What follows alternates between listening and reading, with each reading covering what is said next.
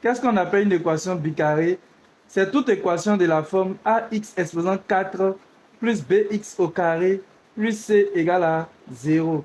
Avec b, c des nombres réels, a aussi un nombre réel, mais a est différent de 0. Nous allons donner un exemple pour voir comment on résout ce genre d'équation. On dit résoudre dans R l'équation E définie par 5x exposant 4 moins 3x carré moins 2 égale à 0. Nous sommes habitués au polynôme de second degré. Ça veut dire lorsqu'ici il y a x carré. Or, ici on a x exposant 4. Donc, qu'est-ce qu'on va faire? On va s'arranger à ce que on ait d'abord une équation du second degré. Et pour avoir cela, nous allons poser. Donc, vous écrivez posons grand x. On va prendre un certain grand x est égal à x carré. Avec grand x là est supérieur ou égal à 0. Très bien.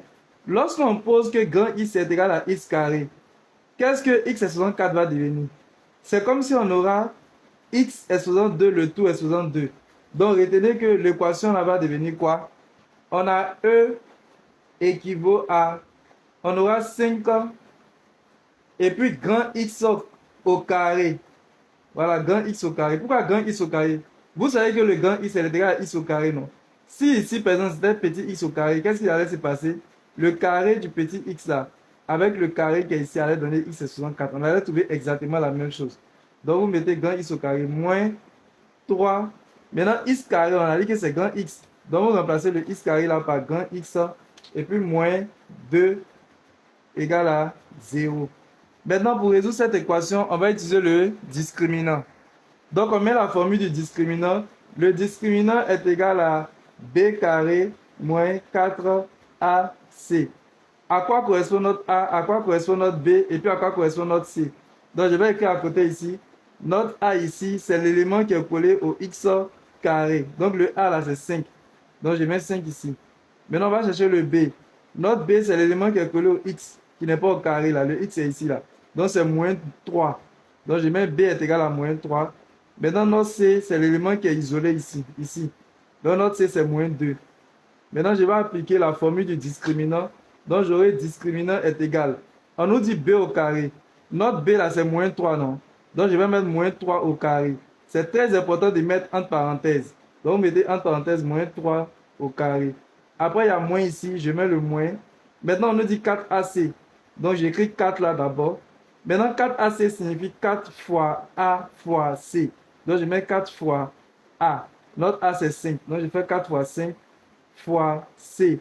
Notre c, c'est moins 2. Donc, je mets fois moins 2. Maintenant, je vais effectuer les calculs. Donc, j'aurai discriminant est égal. Moins 3 le tout au carré. Qu'est-ce que cela donne? Le carré là va venir sur le moins. Quand le carré vient sur le moins, c'est comme si nous avons moins fois moins. Or, moins fois moins donne plus. Donc, on n'aura plus de moins. Maintenant, le carré là vient sur le 3. Donc, ça fait 3 au carré. Maintenant, 3 au carré, c'est 3 fois 3. Et 3 fois 3 nous donne 9. Donc, ici, on aura 9. Après, il y a le signe moins, non? J'écris le signe moins. Maintenant, je vais calculer toute cette partie-là. Suivez, il y a déjà mis le signe moins. Maintenant, je vais calculer cette partie. Donc, je fais 4 fois 5, qui nous donne 20. Maintenant, je fais 20 fois moins 2, qui nous donne moins 40. Donc, je mets en parenthèse moins 40. Maintenant, je vais calculer ça. J'ai 9. Maintenant, moins fois moins. Parce que la parenthèse, c'est comme une multiplication. Moins fois moins nous donne plus. Donc, ici, là, j'aurai plus 40. Maintenant, 9 plus 40 égale à 49. Donc, finalement, le discriminant, là, est égal à 49. Donc, comme le discriminant est égal à 49, ça veut dire que le discriminant là, est supérieur à 0. Si le discriminant est supérieur à 0, ça veut dire que le polynôme là admet deux solutions distinctes. Ces deux solutions distinctes là, je les nomme x1 et puis x2. Maintenant, nous allons chercher x1. x1 est égal à quoi? Il y a une formule. La formule dit qu'on fait moins b moins racine carrée de discriminant sur 2a. C'est la formule, apprenez par cœur. Donc, on va remplacer chaque élément par sa valeur. Ici, nous avons moins. Donc, je mets le signe moins. Après, nous avons b. Notre b est égal à quoi? Notre b est égal à moins 3. Donc, je mets entre parenthèses moins 3. Ne mélangez pas, hein. Le moins qui est là, c'est le moins de la formule. Maintenant, le b lui-même, là, il y a moins à l'intérieur. Nous avons moins 3. Après, je mets moins. On dit racine carrée de discriminant. Donc, ça fait racine carrée de... Notre discriminant, là, c'est 49. Donc, je mets racine carrée de 49 sur 2a. 2A signifie 2 fois A. Donc, j'écris 2 fois notre A qui est 5. Donc, je mets 2 fois 5. Donc, qu'est-ce que cela va nous donner? Au-dessus, j'aurai quoi? Moins fois moins nous fait plus. Donc, j'aurai 3 ici. 3 moins. Maintenant, racine carrée de 49 nous donne 7. Donc, j'ai 3 moins 7 sur 10. Parce que 2 fois 5, c'est 10. Maintenant, 3 moins 7 nous donne moins 4 sur 10. Maintenant, moins 4 sur 10, là, je vais simplifier. Comme vous le savez bien, moins 4, là, je peux l'écrire sous la forme moins 2 fois 2. Moins 2 fois 2, ça donne moins 4, non? Maintenant, en bas, j'ai 10. 10, là, je peux l'écrire sous la forme 5 fois 2. Très bien. Maintenant, je vais simplifier. Ici, j'ai 2 au numérateur et puis j'ai 2 au dénominateur. Donc, je vais barrer le 2 qui est au dénominateur et puis barrer le 2 qui est au numérateur. Donc, qu'est-ce qui va rester finalement? Il va rester au numérateur moins 2. Donc, x1 est égal à moins 2 sur 5. Très bien. Maintenant, après avoir trouvé le x1, on va chercher le x2.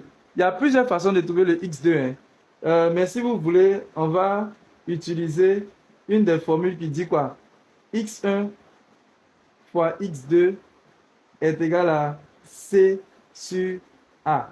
C'est une formule, vous devez apprendre ça par cœur.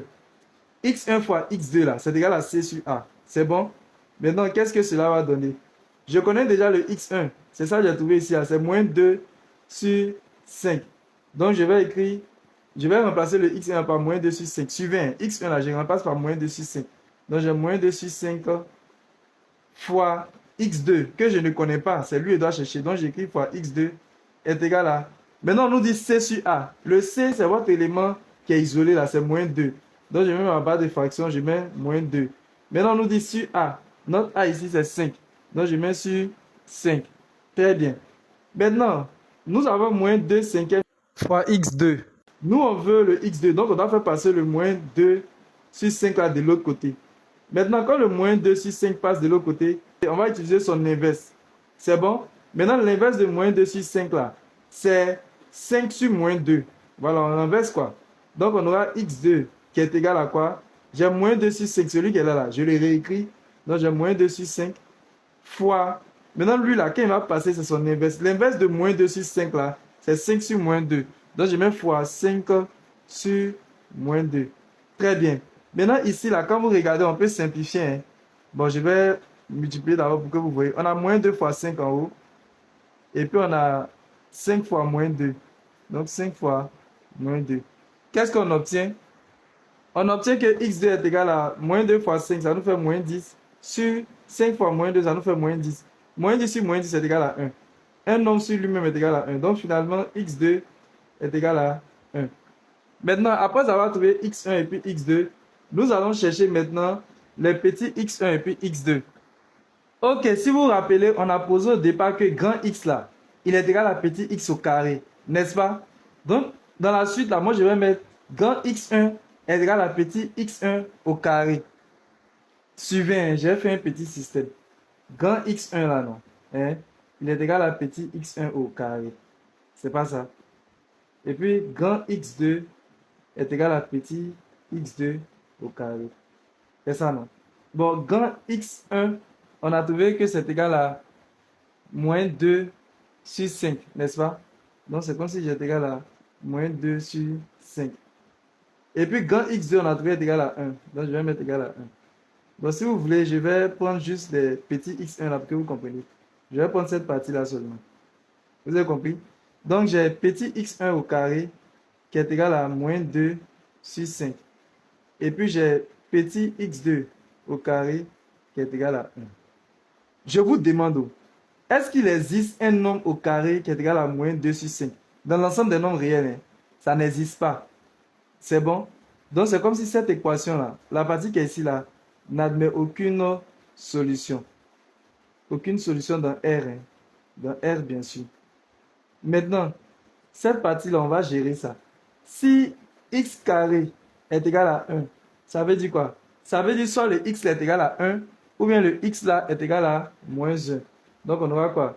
X carré est égal à 1 équivaut à x2 est égal à soit moins 1 ou x2 est égal à 1.